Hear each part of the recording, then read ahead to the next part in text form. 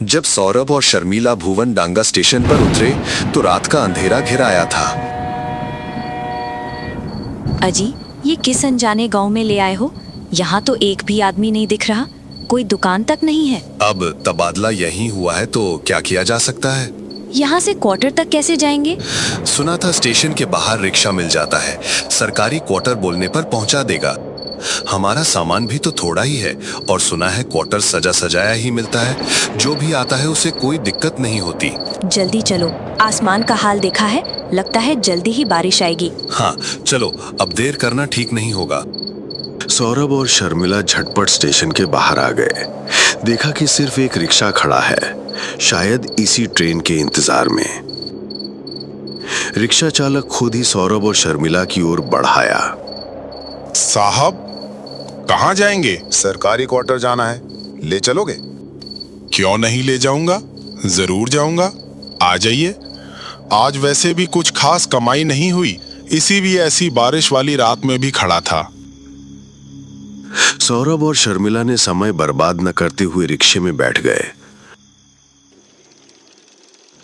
खाली सड़क पर रिक्शा चालक आगे बढ़ने लगा।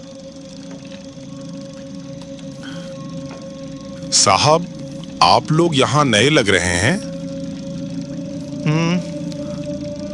आज ही यहाँ आए हैं। कोलकाता से मेरा तबादला हुआ है। आप शहर के लोग हैं, यहाँ घुलने मिलने में थोड़ा समय लगेगा। भैया, यहाँ से क्वार्टर कितनी दूर है? आधा घंटा तो लग ही जाएगा। ये तो काफी दूर है, कोई शॉर्टकट रास्ता नहीं है क्या? एक रास्ता तो है, लेकिन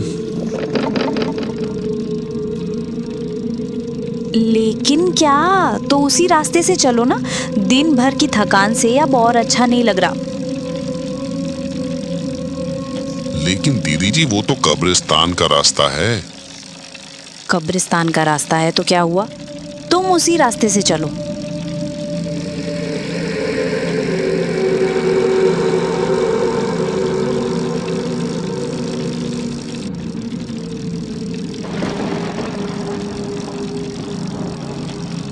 गांव में आने जाने के लिए वो कब्रिस्तान के पास से शॉर्टकट रास्ता तो है, पर बहुत ज्यादा जरूरत ना हो तो कोई उस रास्ते पर पैर नहीं रखना चाहता। तुम खुद तो नहीं जा रहे हो, हम कह रहे हैं इसलिए ले जा रहे हो। उसी रास्ते से हमें क्वार्टर पहुंचा दो, चलो। अच्छा, आप लोगों के बैग में मछली मांस का कुछ जूठा तो नहीं है? जूठे के साथ कब्रिस्तान के पास से जाने का क्या लेना देना है? दीदी जी, आप शहर की हैं, इसलिए शायद विश्वास ना करें, फिर भी बता रहा हूँ। उस कब्रिस्तान में एक डायन रहती है। मछली मांस की गंध पाते ही वो उनके पीछे लग जाती है और उनके घर पहुंच जाती है, और उसके बाद नहीं, हमारे पास ऐसा कुछ नहीं है। डायन रहती है, पीछा करती है, ऐसा भी होता है क्या? होता है साहब, सब होता है। तुम उसी कब्रिस्तान के पास से चलो। रिक्शा चालक डर और आशंका के साथ कब्रिस्तान के पास वाले रास्ते पर चल पड़ा। बाईं ओर मुड़ते ही सौरभ और शर्मिला की नजर कब्रिस्तान पर पड़ी। कब्रिस्तान काफी पुराना सा लग रहा था। दूर से ही कब्रों की कतारें दिखाई दे रही थीं। वो जो कब्रिस्तान के पास बरगद का पेड़ देख रहे हैं, वहीं वो रहती है। वो इस रास्ते पर उसका नाम न लें और उस तरफ ज्यादा न देखें। अगर उसकी नजर एक बार पड़ गई तो बहुत बड़ी मुसीबत आ जाएगी। उस डायन की नजर? मत बोलिए ये सब। ठीक उसी समय कब्रिस्तान के अंदर से एक ठंडी हवा का झोंका आया, बहुत ही कम समय के लिए, और एक हंसी की आवाज सुनाई दी। बरगद के पेड़ की सबसे ऊपरी डाली हिलती हुई सी लगी। कहा था ना, नाम मत लीजिए। क्या जरूरत है सौरभ, जब वो कह रहा है तो रहने दो। वो तो बारिश आने वाली है इसलिए हवा चल रही है। सब बकवास बातें। रिक्शा चालक ने और तेजी से रिक्शा चलाना शुरू कर दिया।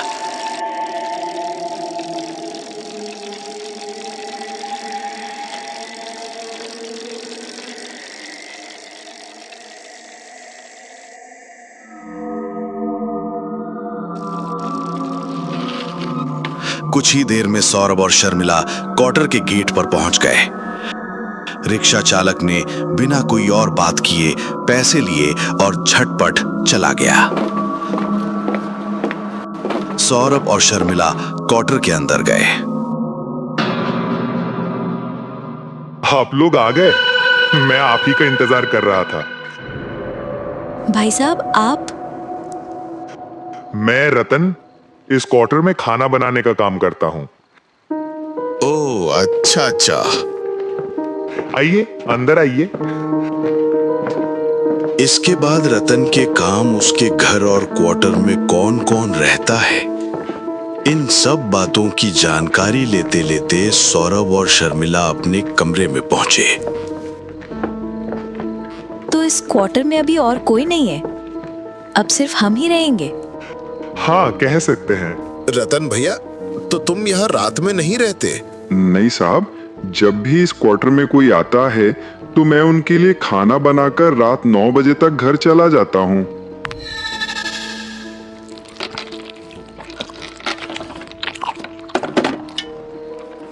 रतन भैया, तुम्हारे हाथ का खाना बहुत स्वादिष्ट था। दोपहर में ही खाया था, खासकर कतला मछली तो बहुत अच्छी बनाई थी।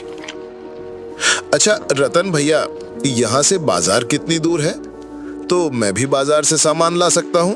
ज्यादा दूर नहीं है, आपके ऑफिस से थोड़ी ही दूर है। आप मुझे बता दीजिएगा, मैं ही बाजार से ले आऊंगा। वो तो ठीक है, लेकिन जानते हो रतन भैया, मुझे भी बाजार करना, खासकर अपने हाथ से मछली खरीदना बहुत पसंद है। हाँ, छुट्टी के दिन या ऑफिस से लौटते समय खरीद ही सकते हैं, लेकिन क्या? आप लोग यहाँ नए हैं इसलिए पहले ही बता रहा हूँ, कभी भी कब्रिस्तान वाले रास्ते से कोई मांसाहारी चीज, खासकर मछली लेकर मत आइएगा, क्योंकि वहां एक डायन रहती है। मांसाहारी चीजों की गंध पाते ही वो उसका पीछा करती है और मछली उसे बहुत पसंद है, और अगर डायन पीछे लग गई तो। सौरभ और शर्मिला एक दूसरे की तरफ देखकर कोई जवाब नहीं देते। रिक्शा वाले से भी उन्होंने यही बात सुनी थी, लेकिन वे समझ गए कि इस गांव के लोग डायन पर बहुत विश्वास करते हैं।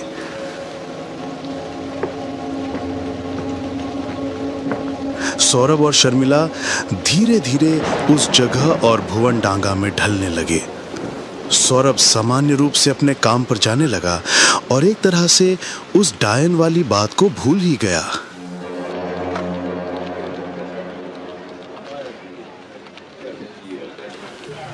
कुछ दिनों बाद सौरभ ऑफिस से निकलने ही वाला था कि उसका फोन बजा।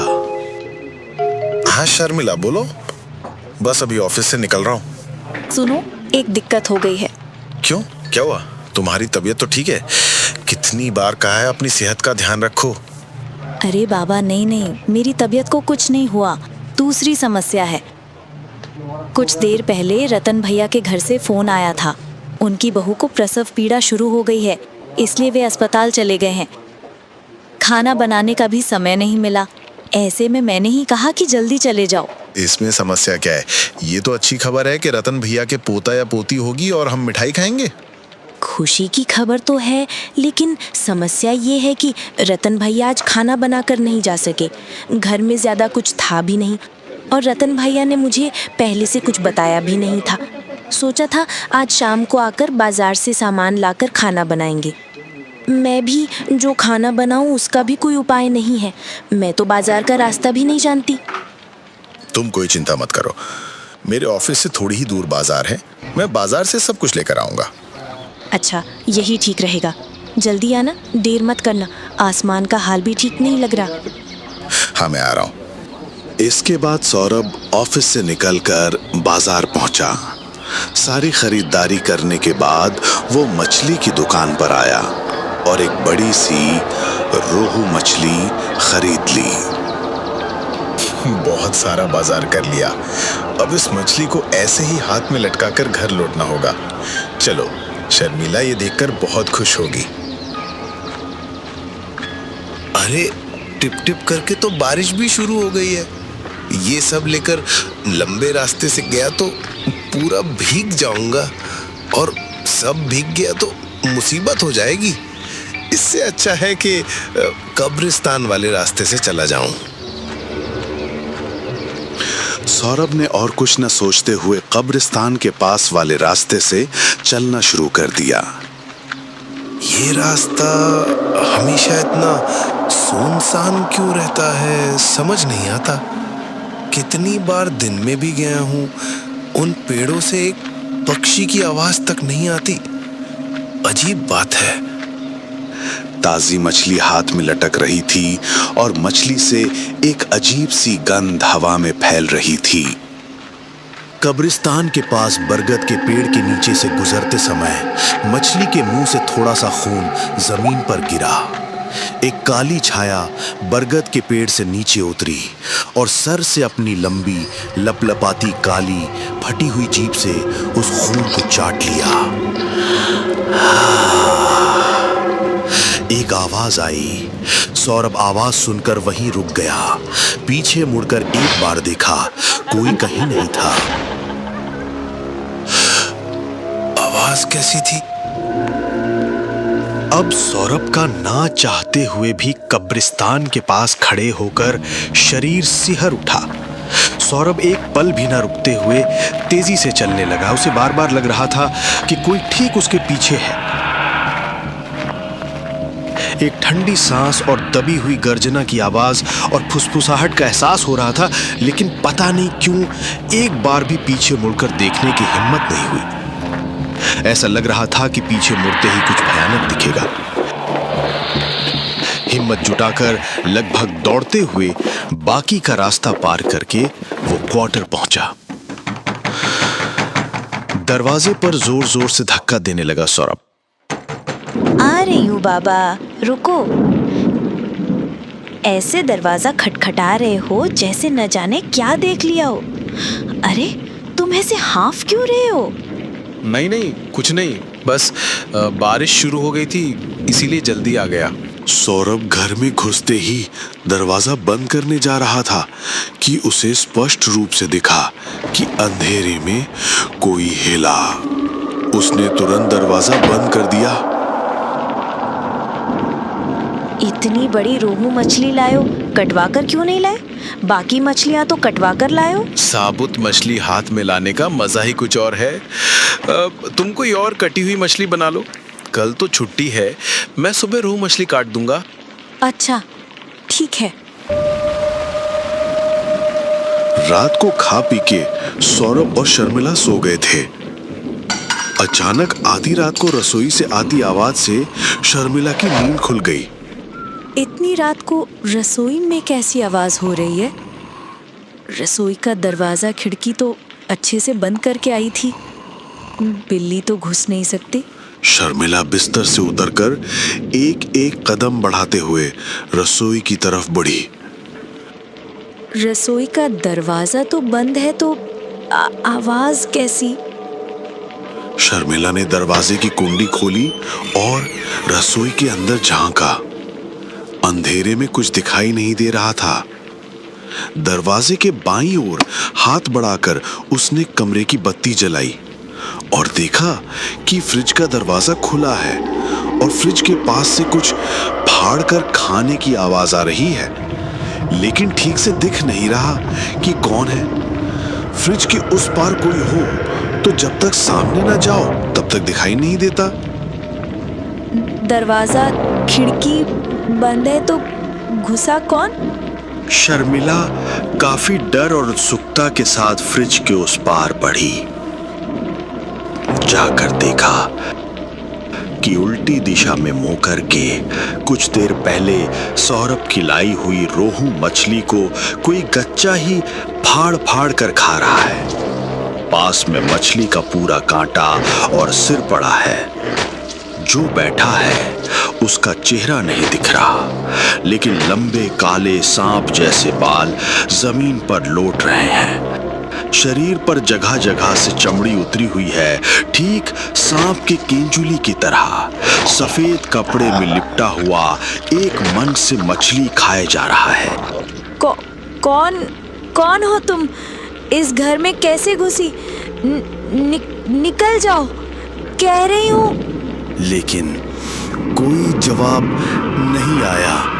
शर्मिला ने अपना हाथ बढ़ाकर सामने बैठे हुए के शरीर पर रखा ही था कि उसने पीछे मुड़कर देखा, और जो मुड़ा वो कोई इंसान नहीं था। उसका चेहरा भयानक था, खून से लथपथ होकर और भी डरावना हो गया था। ये देखकर शर्मिला पीछे मुड़कर भागने लगी, लेकिन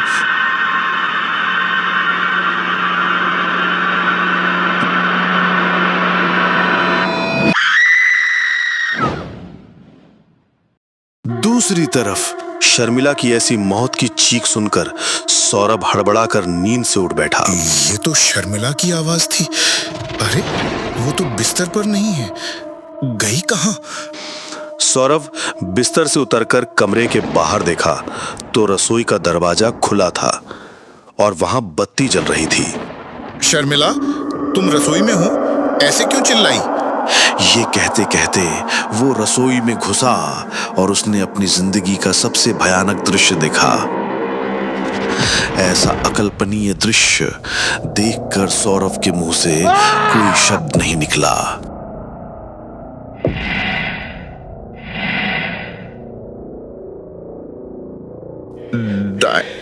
डायन